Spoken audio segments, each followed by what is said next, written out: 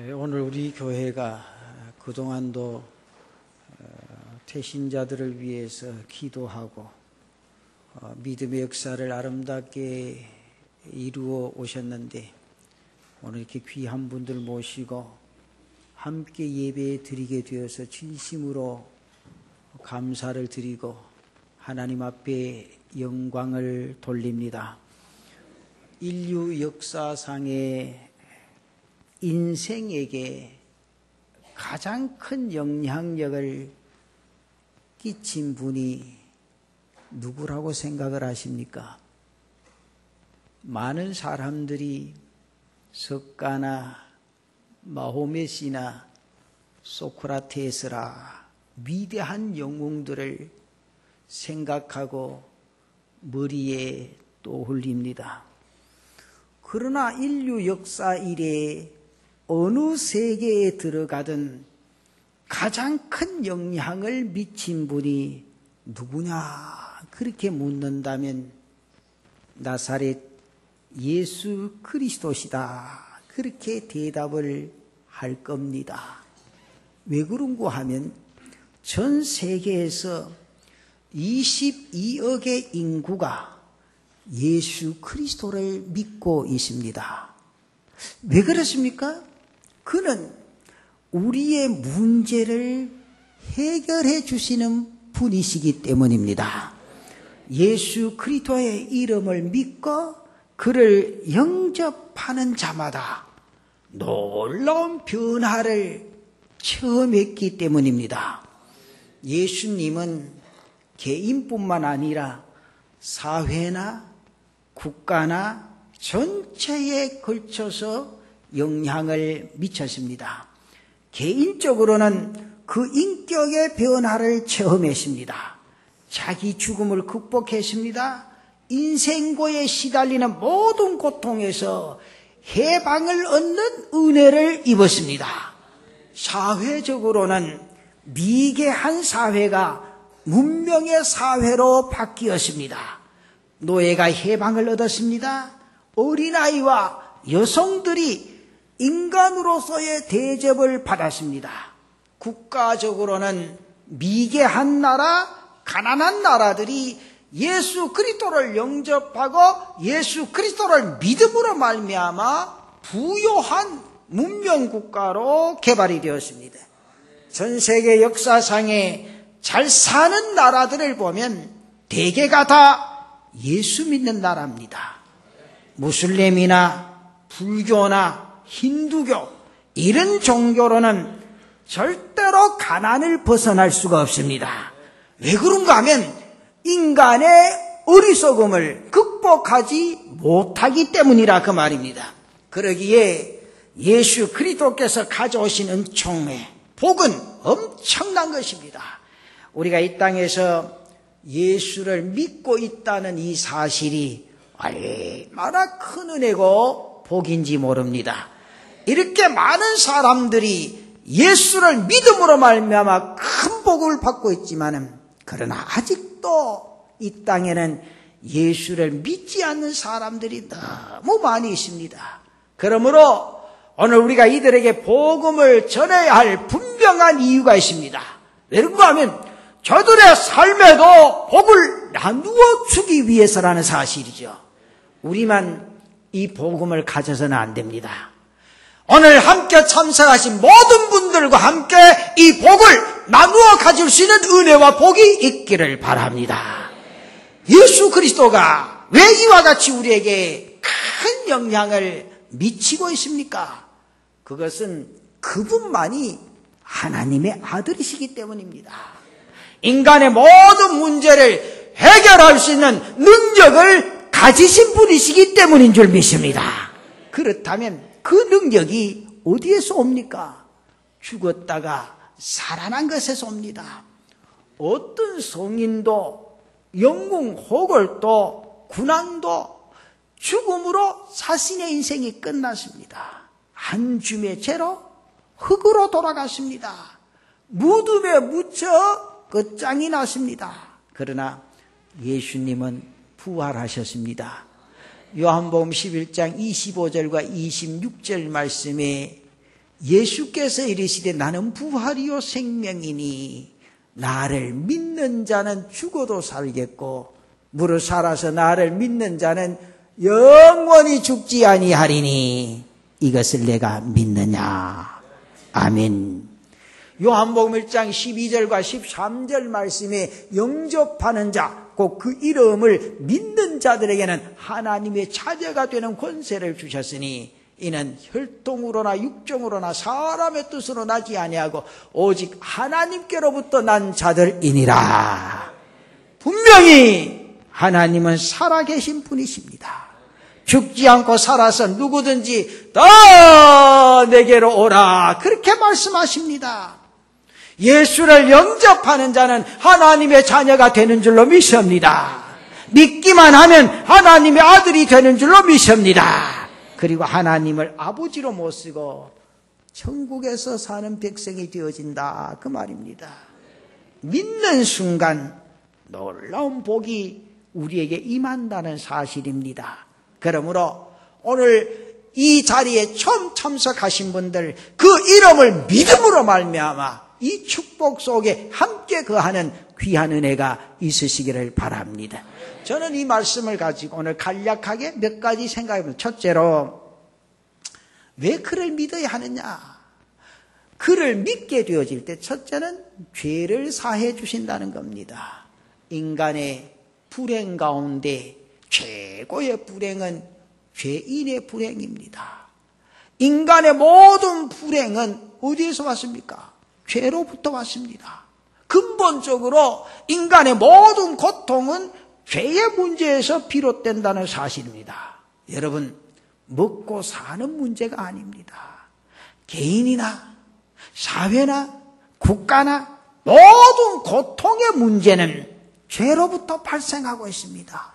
죄 때문에 죽음이 있습니다. 죄 때문에 저주가 있습니다. 인생의 모든 불행이 죄에서 비롯됩니다. 오늘 이 민족의 문제가 무엇에 있습니까? 그 뿌리는 죄에 있습니다. 그러므로 이 나라의 문제는 경제로 해결되지 않습니다. 우리의 인생과의 문제가 어느 정도 해결이 되었습니다. 먹고 사는 문제도 이 정도면 해결된 겁니다. 더 가지려는 욕망이 있을 뿐이지 부족하지는 않습니다. 더 가진다고 해도 인간은 행복할 수 없습니다. 더 가졌다고 해서 사회 문제가 해결되는 것 아닙니다. 문제는 인간이 죄인데 이 죄의 문제를 누가 해결하느냐? 요한일서 3장 9절 말씀에 하나님께로부터 난 자마다 죄를 짓지 아니하나니 이는 하나님의 씨가 그 속에 거함이요 그도 범죄하지 못하는 것은 하나님께로부터 났음이라. 하나님께로 난 자마다 죄를 짓지 않는다고 말씀합니다. 사람에게서 난 자는 모두 죄를 짓게 되어져 있습니다. 구약성경 시편 51편 1절 말씀이 내가 죄악 중에서 출생하였으며 어머니가 죄 중에서 나를 잉태하였나이다. 정말 다윗이 말한 것처럼 인간은 근본적으로 죄인입니다. 어떤 사람도 죄인 아닌 사람은 이 세상에 아무도 없습니다. 이 죄를 해결할 수 있는 유일한 처방이 무엇입니까? 주님께서 우리에게 주셨다는 사실입니다.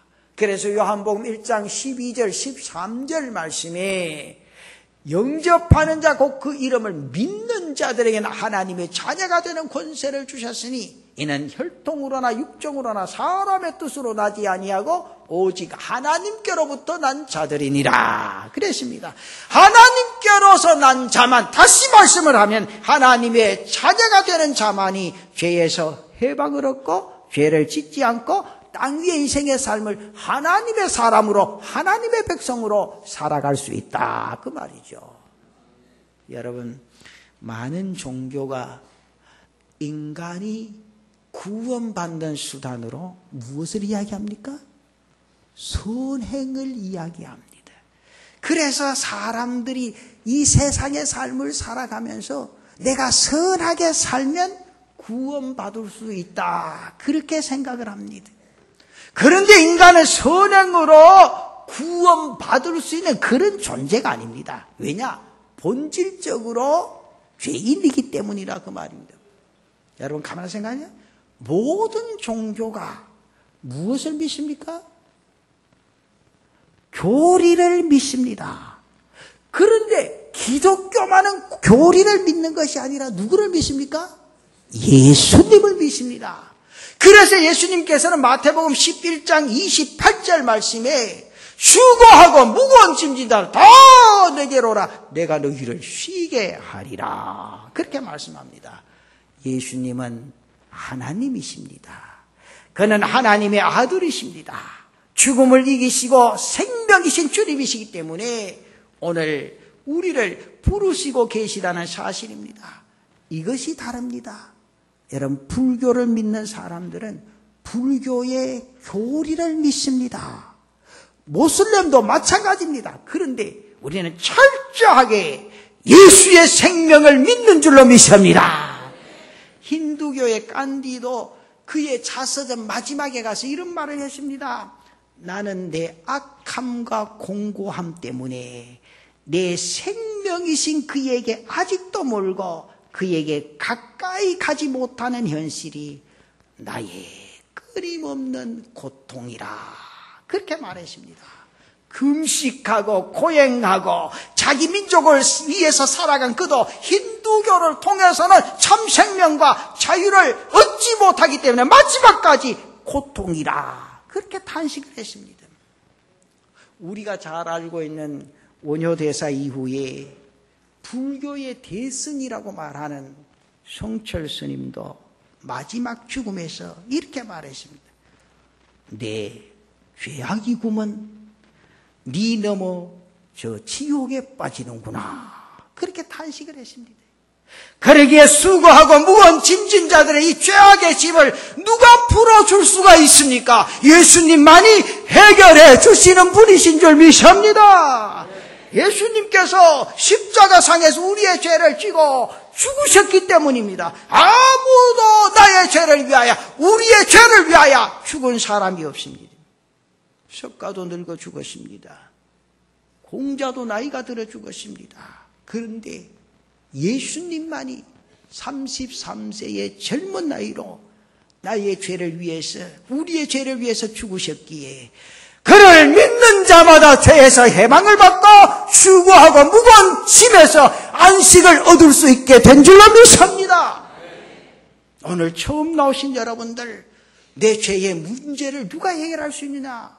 예수님만이 해결하신 줄 믿으시기를 바랍니다.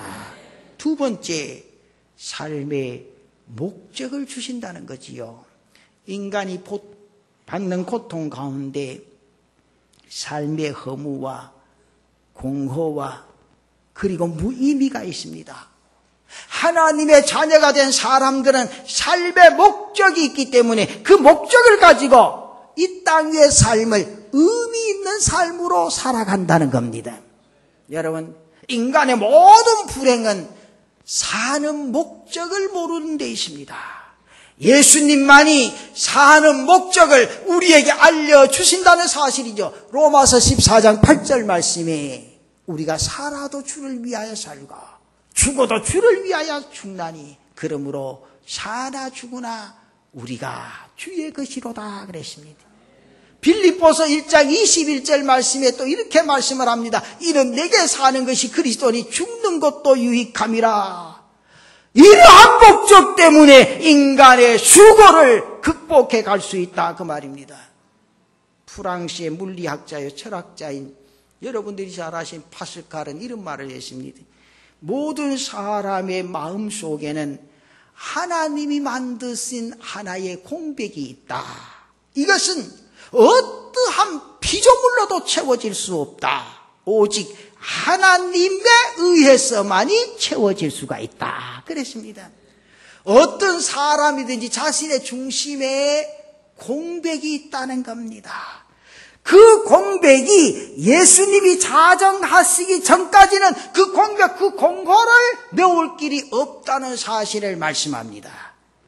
여러분, 돈을 많이 벌면 내 마음의 공허가 사라질까요? 가만히 한번 생각해 보세요. 그렇지가 않습니다. 아무리 부여를 누려도 혼자 공고해야 합니다. 아무리 향락을 누려도 돌아서서는 가슴 속에 채워지지 않는 그 공백 때문에 아하 공고하다 그렇게 탄식을 합니다. 아무리 성공하고 인기 있는 명사가 되고 유명한 인물이 될지라도 예수를 믿지 아니하면 거친 바다 위에 기도 없이 물결 치는 대로 떠돌아다니는 배와 같은 존재가 되어지고 만다 그 말입니다. 그래서 내 속에 있는 공허를, 우리 속에 있는 공허를 인간은 결코 만족시킬 수 없습니다. 오직 그리스도만이 나의 마음 가운데 오셔서 나의 공허를 메워주실 수 있는 분인 줄로 믿습니다.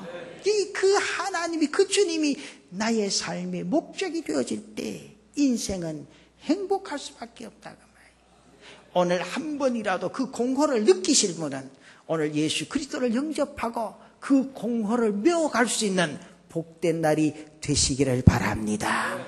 그 다음에 세 번째, 내가 그리스도를 믿음으로 말미암아 평안을 주신다는 겁니다.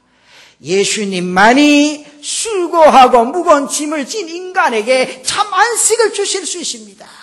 우리는 그리스도를 믿음으로서만이 죄에서 용서함 받고 삶의 목적을 알 수 있습니다.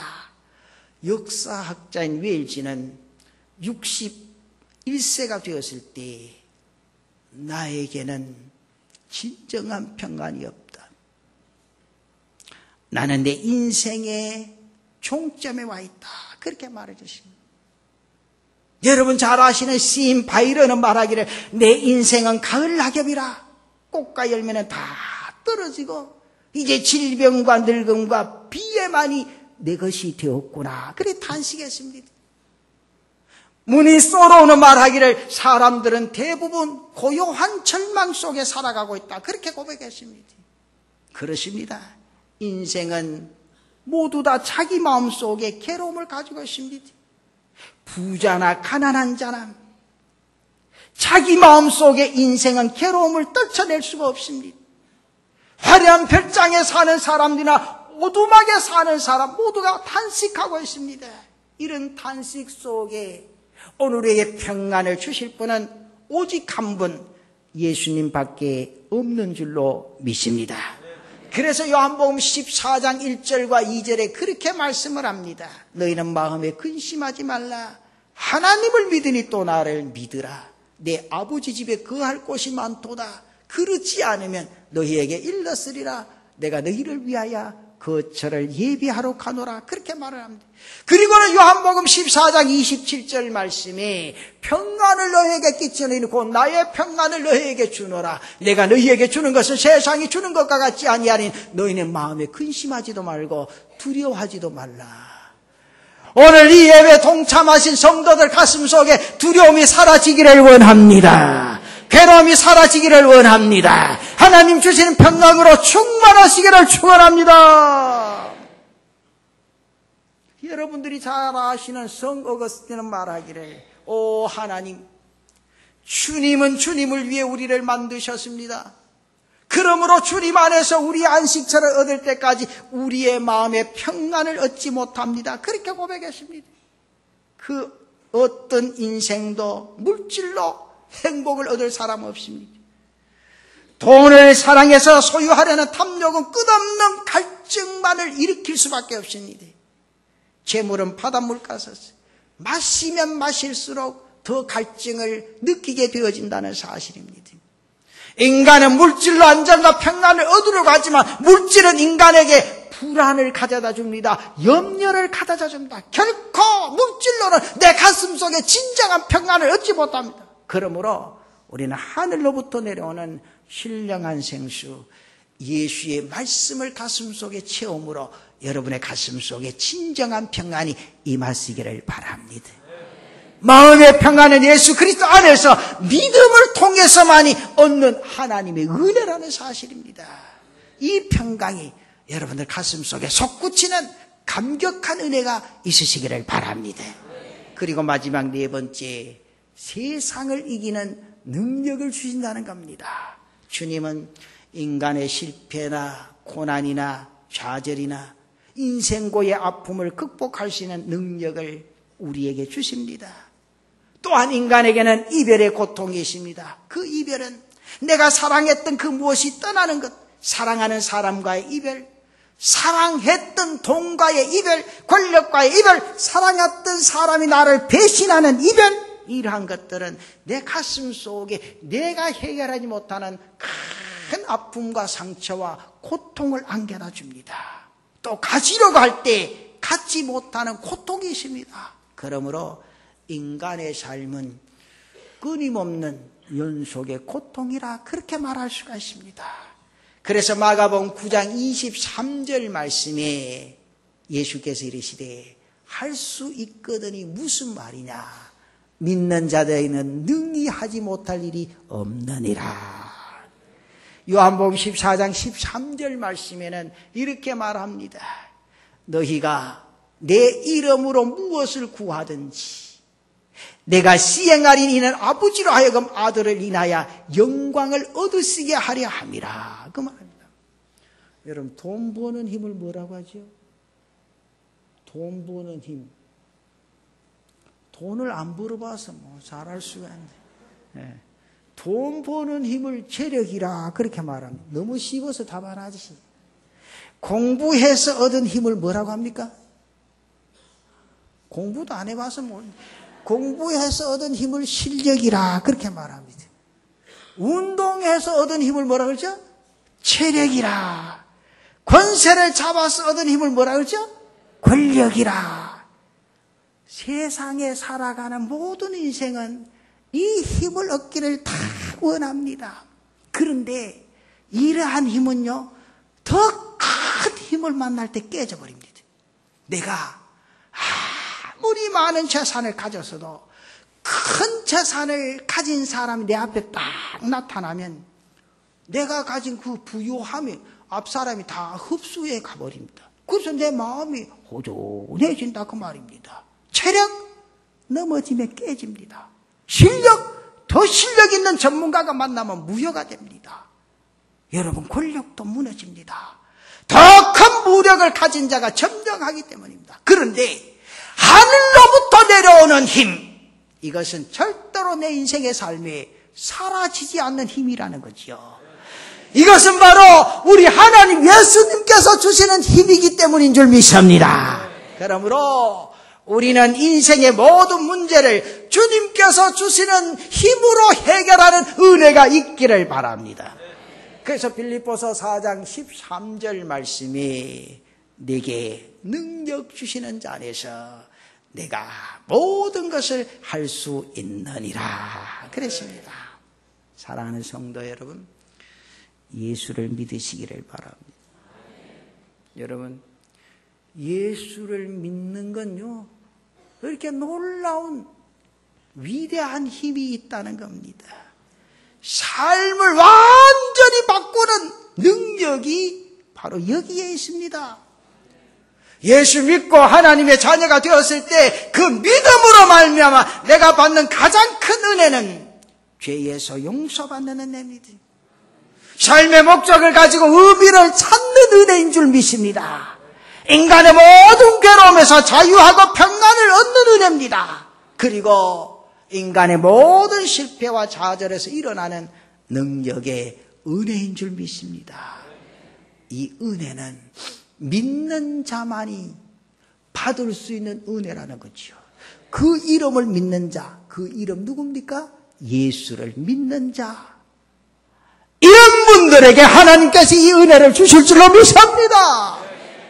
오늘 이 예배 동참하신 모든 분들이 이 은혜 받아 땅 위의 인생의 삶을 행복하고 감격하고 건강하게 믿음으로 달려갈 수 있는 귀한 은혜가 우리 모두에게 있으시기를 주님의 이름으로 축원합니다.